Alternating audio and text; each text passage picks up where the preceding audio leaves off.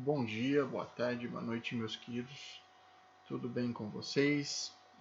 Espero que vocês estejam bem e aproveitando essa quarentena para dar uma boa estudada e colocar a matéria em dia. A gente já acabou a apostila 1. A partir de agora a gente já começa a nossa apostilinha 2. Essa primeira aula da apostila 2, ela é praticamente, não tem nada de novo do que eu não tenha falado na última aula para vocês. E resolvido naqueles exercícios que eu fiz pelos últimos vídeos que eu mandei. É praticamente a mesma coisa. A gente vai ver, né, nessa aulinha aqui, prometo que eu vou ser breve nela, o que a gente chama de monohibridismo. O que é um monohibridismo? São tudo isso que a gente vê até agora. Características que envolvam um par de genes apenas. Isso é chamado também de herança monofatorial. Rolando aqui a língua para falar. Por que monofatorial? Porque somente um par de genes que desempenha aquela função. Então é aquilo que eu mostrei lá para vocês nas ervilhas. A cor da ervilha, o formato da semente dela, o tamanho da flor, o tamanho da planta. Todas aquelas características eram condicionadas por um único par de genes, então isso era monohibridismo. Monohibridismo é praticamente um sinônimo daquela primeira lei de Mendel. Existe um oposto do monohibridismo? Né? Existe o polihibridismo, ou herança multifatorial, que seriam características que são condicionadas por mais de um par de genes. Não vamos ver isso agora nessa aula. Nessa aula iremos ver só o monohibridismo, que é uma coisa que vocês já sabem, vocês vão ver. O monohibridismo, como ele é condicionado por um par de genes apenas, vão ter aí um número limitado de cruzamentos que a gente pode fazer para ver a geração parental e a geração F1. Então, eu vou tomar como exemplo 6 tipos de cruzamento básico feitos a partir da cor da semente das ervilhas. A gente tinha a semente amarela e a semente verde. E eu falei para vocês que a semente amarela, né, o fenótipo aqui, amarelo, era uma característica condicionada por um único par de genes, logo ela é monofatorial, e ela era de dominância simples, ou seja, você tinha uma característica que era dominante sobre a outra. No caso, o amarelo era dominante sobre o verde. Eu estou falando isso para vocês aqui agora, mas vocês não vão ter que saber isso obrigatoriamente em um exercício.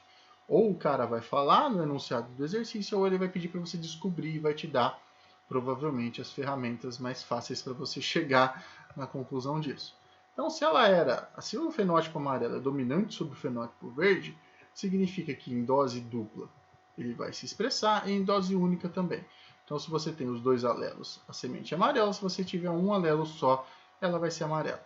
Somente será verde quando os dois alelos forem recessivos, forem as letrinhas minúsculas aqui. Lembra que a gente usa a letra maiúscula para falar da característica dominante e a minúscula para falar do recessivo. Mais uma dica também para vocês não podem esquecer, a gente sempre vai utilizar a letra, né, a inicial da característica recessiva. A gente está usando o Vzão e o Vzinho aqui justamente porque o verde, né, começa com V, é a característica recessiva. Então, quais são os cruzamentos que a gente pode ter a partir de um monohibridismo? Eu coloquei os 6 cruzamentos aqui para vocês entenderem.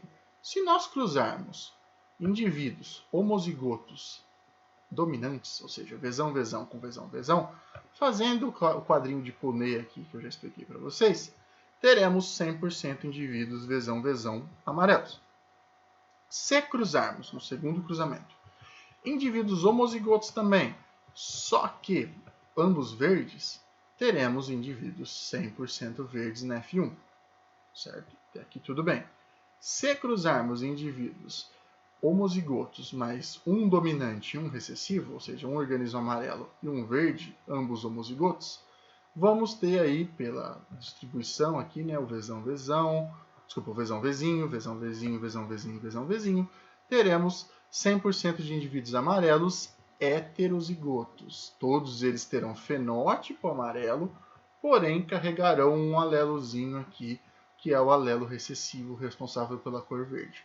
Eles não vão expressar a característica no fenótipo, mas no genótipo essa característica vai estar presente. Não se esqueçam disso. Se cruzarmos 2 indivíduos heterozigotos, o que vai acontecer?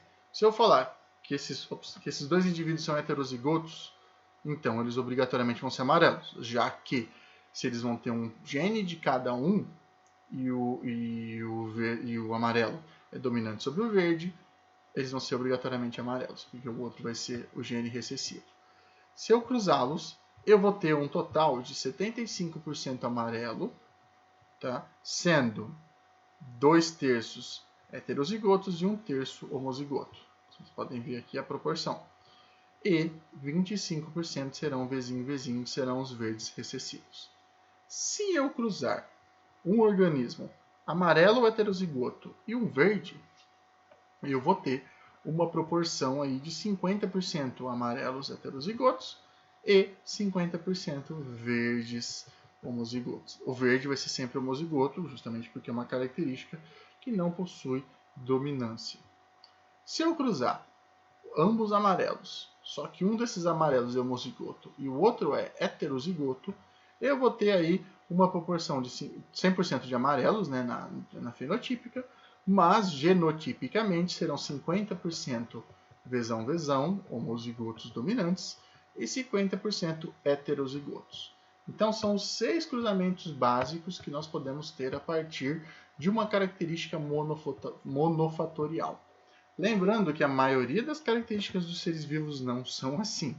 A maioria das características são multifatoriais. Você vai ter aí várias características contribuindo para uma mesma... vários genes, contribuindo para uma mesma característica.